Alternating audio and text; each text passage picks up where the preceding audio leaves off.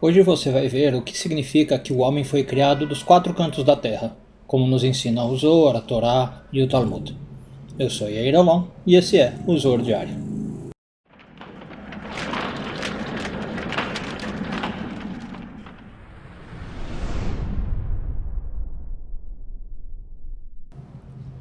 Essa semana terminamos de ler a porção de Vaigash e hoje vamos focar nos parágrafos 14, 15 e 16 do Zohar.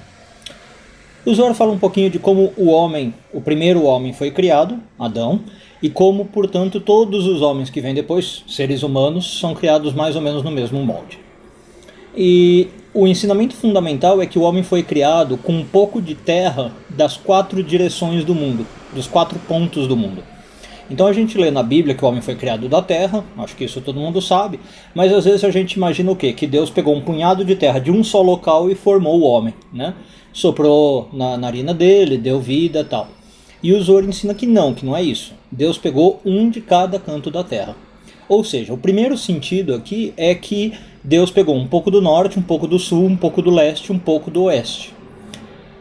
Bom, o que significa isso nessa primeira análise? Que o homem contém em si o mundo todo. O homem foi criado a partir dos elementos do mundo todo. Então, é aquela frase que alguns gostam de usar, a palavra grega, o micro e o macro, né? O pequeno e o grande são a mesma coisa. O macro-universo está no homem, que seria um micro-universo. Ou o micro-universo está no macro-universo. Também tem gente que usa com a palavra prosopos, que é face, né? O micro-prósopo e o macro-prósopo. Essa é uma primeira leitura. Segunda leitura. O 4 nos remete aos 4 elementos, né, que várias filosofias de vida falam, inclusive a Kabbalah. A única que eu conheço que muda um pouco é a chinesa, que fala de 5 elementos. Então, fogo, água, terra, ar. O homem é composto desses 4 elementos, ele é criado desses 4 cantos. Que na Kabbalah a gente alude diretamente também às 4 letras do tetragrama, né? Yud, Rei, depois o Vav e depois o Rei. Então, o homem foi composto dessas 4 coisas. E aí depois a gente vai fazendo associações adicionais. A gente tem 4 estações do ano, né? Outono, primavera, verão e inverno. A gente tem 4 tipos de signo, inclusive pelos elementos, né? Signos de fogo, signos de ar, signos de terra, signos de água.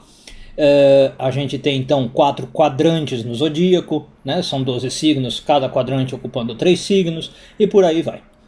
Bom, então o que isso resume, né, no total? Que o homem ele é um aglomerado de coisas, ele é um composto de coisas, e essas coisas têm que tentar estar equilibradas, né? Esse é o ideal. Só tem que tomar um cuidado com essa palavra equilíbrio, porque ela não é o que talvez nós entendemos como equilíbrio hoje, no sentido de eu tenho que ter 25% de cada coisa, né? Se você fosse pensar matematicamente. Eu tenho que ter 25% de terra, 25% de água, de ar e de fogo. Não. Cada um, nos ensina a Kabbalah, tem a sua combinação ideal. Tá? Não existe um padrão que serve para todos. Isso seria muito autocrático, né? Totalmente contrário ao que a Kabbalah ensina. Cada um tem o seu equilíbrio. Então, para uma pessoa, talvez o ideal seja ela ter 80% de água. Maravilha, ela é bem ligada ao elemento água. E os outros 20% ela divide entre os 3 elementos. Talvez já outra pessoa vai ter 70% de ar e fogo, né? E aí os outros 30% ela divide ali entre os elementos restantes. Cada um tem o seu equilíbrio.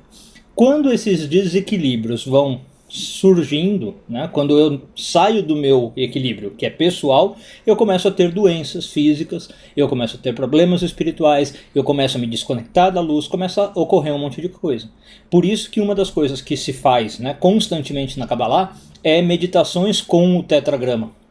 Porque você está então tentando harmonizar esses 4 elementos.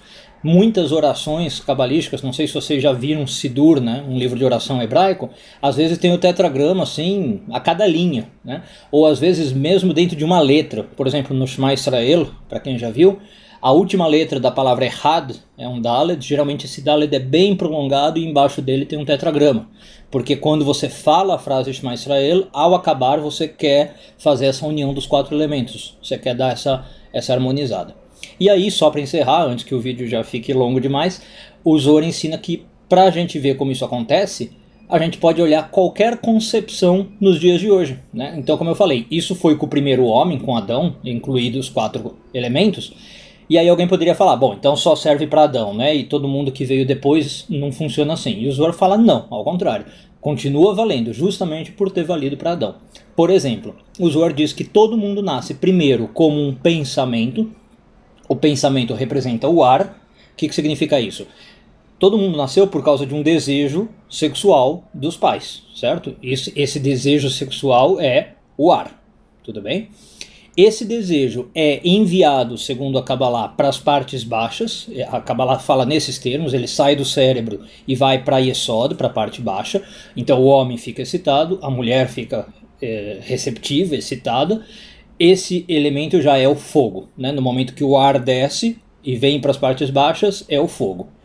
Aí você tem o ato sexual, a ejaculação, começa um processo de água, né? Tanto que o sêmen ele é basicamente água, e na mulher no útero você vai ter o bebê envolto em quê? Em água, certo? O processo inteiro da gravidez ocorre dentro da água, que para Kabbalah é ligada a Hesed. E nesse último instante, o que acontece? Começa a surgir o elemento terra à medida que o corpo vai se formando. Né? Nos últimos estágios da gravidez a gente tem terra e água, ou terra dentro da água. E aí essa terra sai, não precisa mais da água e pronto. Então você vê como os 4 elementos participam, inclusive fisicamente. Né? O fato deles estarem participando fisicamente é prova de que eles também estão ali no nível de alma, né? No nível espiritual. Um bom dia a todos.